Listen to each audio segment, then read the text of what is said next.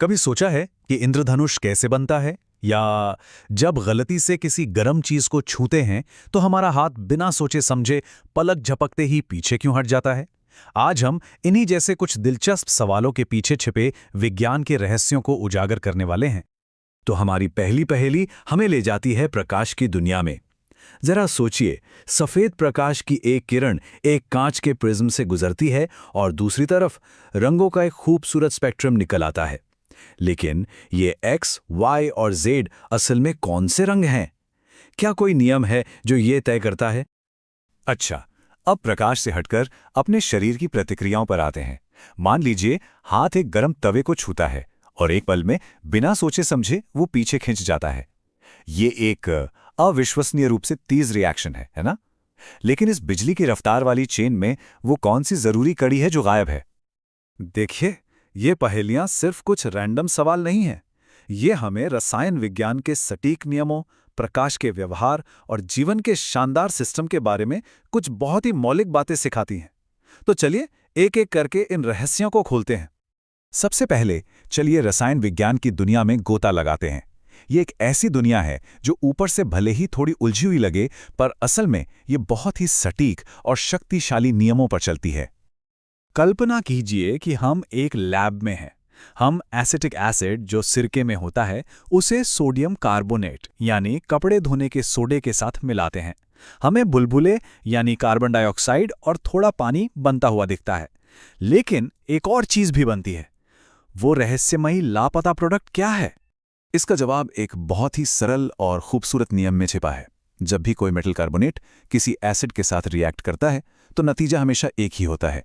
हमें तीन चीजें मिलती हैं, एक लवण, कार्बन डाइऑक्साइड और पानी। ये केमिस्ट्री में एक यूनिवर्सल नियम की तरह है। तो हमारी पहेली में जो वो मिसिंग पीस था वो है सोडियम एसीटेट, इस रिएक्शन में बनने वाला लवण। ये बिल्कुल नियम के मुताबिक है, जो हमें दिखाता है कि केमिस्ट्री कितनी प्रिडिक्टेबल हो सकती है।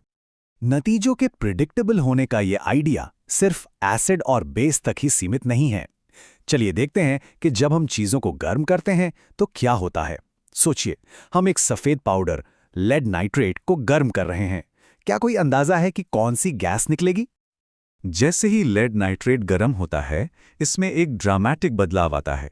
ये भूरे रंग का धुआं छोड़ना शुरू कर देता है। ये नाइट्रोजन डाइऑक्साइड गैस है।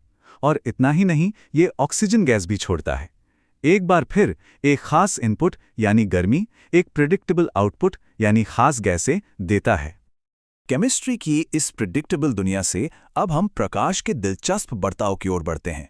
ये सुनने में भले ही सरल लगे, लेकिन प्रकाश भी सख्त अदृश्य नियमों का पालन करता है, जो ये कंट्रोल करते हैं कि वो कैसे सफर करता है और व्यवहार करता है। कल्पना कीजिए कि एक लेजर पॉइंटर की रोशनी तीन अलग अलग तरल पदार्थों से भरे तीन बीकरों पर डाली जा रही है: पानी, केरोसिन और तारपीन का तेल। जैसे ही प्रकाश की किरण हर तरल में घुसती है, वो मुड़ जाती है। लेकिन सवाल यह है कि किस तरल में यह सबसे ज्यादा मुड़ेगी? इसका जवाब एक गुण में छिपा है, जिसे अपवर्तनांक या रिफ्रैक्टिव इंडेक्स कहते हैं। आसान भाषा में यह बस एक नंबर है जो हमें बताता है कि कोई चीज प्रकाश को कितना धीमा करती है और मुड़ती है। जिस चीज का अपवर्तनांक जितना ज्यादा होगा, वो प्रकाश को उतना ही ज्यादा मोड़ेगी। और जब हम इन नंबरों को देखते हैं तो जवाब एकदम साफ हो जाता है। तारपीन के तेल का अपवर्तनांक 1.47 है, जो तीनों में सबसे ज्यादा है। इसलिए ये प्रकाश को सबसे अधिक मोड़ता है। ये एक सीधा साधा रिश्ता है, ज्यादा अपवर्तनांक मतलब ज्यादा झुकाव। और पता है, यही सिद्धांत हमारी पहली प्रिज्म पहेली को भी हल करता है। सफेद प्रकाश असल में सभी रंगों का एक मिक्सचर है। जब ये प्रिज्म से गुजरता है तो हर रंग थोड़ी अलग मात्रा में मुड़ता है। लाल रंग सबसे कम मुड़ता है, जबकि बैंगनी रंग सबसे ज्यादा, जिससे वो खूबसूरत इंद्रधनुष बनता है जिसे हम देखते हैं। तो अब पदार्थ और प्रकाश के नियमों से हम जीवन के जटिल इंजन की ओर बढ़ते हैं। जीवन ने जिंदा रहने और बढ़ने के लिए कुछ बहुत ही चतुर सिस्टम बनाए हैं, जो तेज रिएक्शन से लेकर ग्रह के लेवल तक की रिसाइकलिंग तक फैले हैं। चलिए अपनी दूसरी पहेली पर वापस आते हैं। वो तुरंत होने वाला रिएक्शन जो हमें नुकसान से बचाता है। हमने उस रास्ते को देखा जो सिग्नल लेता है, लेकिन इस सुपर फास्ट सिस्टम का दिमाग या सेंट्रल प्रोसेसर क्या है? यहां पर कमाल की बात यह है कि सिग्नल त्वचा से एक संवेदी न्यूरॉन के जरिए सीधे मेरुरज्जु यानी स्पाइनल कॉर्ड तक जाता है और यही हमारी लापता कड़ी है। स्पाइनल कॉर्ड दिमाग के सोचने का इंतजार नहीं करता, वो तुरंत एक मोटर न्यूरॉन के जरिए मांसपेशी को वापस एक आदेश भेजता है कि हाथ हटाओ। ये एक अविश्वसनीय रूप से कुशल, जान बचाने वाला शॉर्टकट है।